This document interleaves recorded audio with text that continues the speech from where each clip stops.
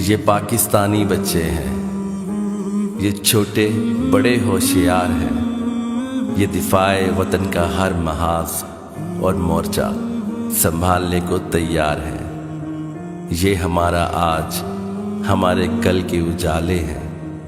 ये पाकिस्तान के रखवाले हैं, पाकिस्तान के रखवाले हैं।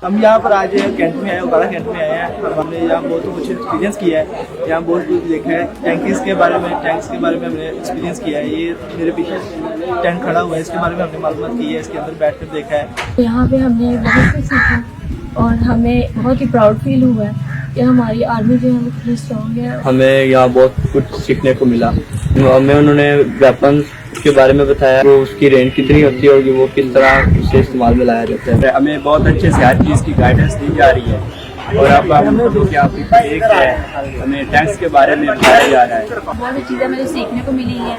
हमें ऐसा काफ़ी अच्छा मज़ा आया। हमें मिसाइल्स वगैरह, टैंक्स वगैरह उनका बहुत अच्छा एक्सप्लोर किया, बहुत पढ़ा है उनके बारे में। हमें बहुत ज़्यादा मज़ा आया। हमें दोबारा ऐसा करने का मौका मिलना चाहिए।